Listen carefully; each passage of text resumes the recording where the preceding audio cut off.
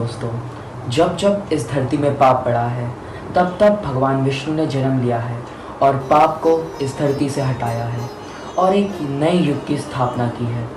इन्हीं सब युगों में कुछ ऐसे भी महान पुरुष हैं जिन्हें वरदान या श्राप मिला है। हमारे हिंदू धर्म में कुल 7 चिरंजीवियों का वर्णन किया गया है। तो कौन है ये चिरंजीवी, इनके पीछे का रहस्य क्या है? आज इन्हीं सब विषयों के बारे में हम चर्चा करने वाले हैं। तो स्वागत है आपका द धर्म सत्य में। मैं हूँ गौरव भुरतेल। चलिए आज की वीडियो शुरू करते हैं। तो ये चिरंजीवी थे कौन? हमारे पुराणों में कुल 7 महापुरुषों का वर्णन है जो अभी तक जीवित हैं और वो युगों युगांतर तक जीवित रहेंगे। जो कलयुग की जब समाप्ति आ रही होगी वो कल की देवता का साथ देंगे युद्ध लड़ने में। तो कौन है वो 7? चलिए देखते हैं। पहले नाम आता है अंजनी पुत्र हनुमान जी का।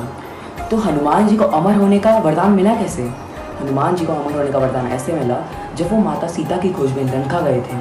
तब जब उन्हें सीता माता को राम जी के द्वारा दिए गए संदेश को दिया था तो सीता माता ने खुश होकर उन्हें अमरता का वरदान दिया था। माना तो ये भी जाता है कि श्रीलंका में एक गांव है जहाँ पर वो हर 40 साल के बाद आते हैं, उन गांव वालों को राम कथा सुनाते हैं और फिर वापस वो चले जाते हैं, फिर वापस 40 साल बाद आते हैं। और इतना ही नहीं, कई साइंटिफिक प्रूफ भी हैं कि हनुमान जी अभी हैं और कई लोगों ने उन्हें देखा भी है। सबको ही वरदान नहीं मिला था अमर होने का, किसी किसी को श्राप भी मिला था। हमारे दूसरे नंबर में है अश्वत्थामा। अश्वत्थामा को अमर होने का श्राप मिला था। श्री कृष्ण ने अश्वत्थामा को अमर होने का श्राप दिया था। श्री कृष्ण ने महाभारत के युद्ध में जब अश्वत्थामा ने छल से ब्रह्मास्त्र चलाया था तो उस वक्त श्री कृष्ण ने उनकी मणि ले ली थी और उन्हें अमर होने का श्राप दिया था।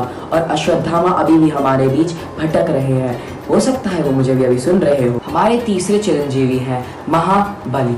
महाबली को बहुत घमंड आ गया था कि मैं सर्वश्रेष्ठ हूँ, तो उनका एक घमंड तोड़ने के लिए विष्णु भगवान अवतारित हुए एक ब्राह्मण के रूप में और उन्होंने उनसे कहा कि क्या मैं जो मांगता हूँ वो आप मुझे दे सकते हैं?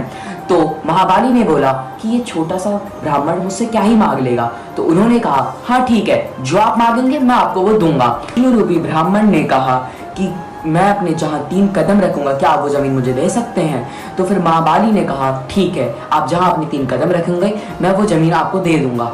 तो फिर विष्णु भगवान अपने विराट रूप में आए। उनने पहला कदम धरती में रखा, दूसरा कदम स्वर्ग लोक में रखा और विष्णु जी ने पूछा महाबली अब आप ही बताइए मैं अपना तीसरा कदम कहाँ रखूं? क्योंकि उनका घमंड चकनाचूर हो गया और उन्होंने कहा अब मेरे पास देने के लिए कुछ भी नहीं है भगवान, अब आप मेरे शीश में कदम रखिए। उसके बाद विष्णु जी ने उनके शीश में कदम रखा और उन्हें पाताल लोक में पहुंचाया। उसके बाद वो अपने रूप में आए और उन्होंने कहा तुम आज से इस पाताल लोक के राजा हो और जब तक कलयुग का अंत होगा तब तक तुम यहाँ पर रहोगे।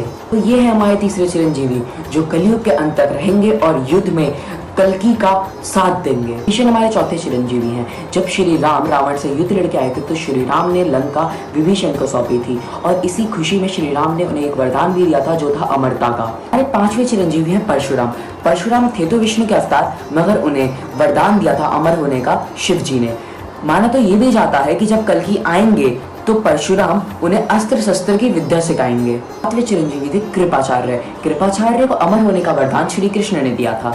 श्री कृष्ण ने महाभारत के युद्ध में कृपाचार्य लड़े तो कौरवों की तरफ से थे मगर वो निष्पक्ष होने के कारण श्री कृष्ण ने उन्हें अमर होने का वरदान दिया था। चिरंजीवी थे वेदव्यास जी। वेदव्यास जी को अमरता का वरदान शिव जी ने दिया था। उनकी मेहनत से प्रसन्न होकर या उनकी यज्ञ से प्रसन्न होकर शिव जी ने उन्हें अमरता का वरदान दिया था। हमारे 7 चिरंजीवी जो अभी भी हमारे साथ हैं। 7 चिरंजीवी में एक और बार आपको नाम बता देता हूँ कौन कौन थे।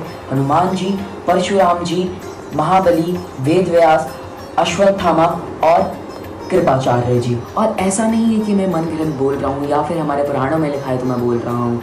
इनके कहीं कहीं अवशेष भी पाए गए हैं कि वो अभी भी हैं। तो ये है वो 7 चिरंजीवी जो कल्कि का साथ देंगे इस कलयुग को अंत करने में और सतयुग की स्थापना करने में। तो हम आज की वीडियो यहीं पर समाप्त करते हैं। अगर आपको वीडियो अच्छी लगी तो लाइक करें, सब्सक्राइब करें और कमेंट बॉक्स में जरूर जय श्री राम लिखें।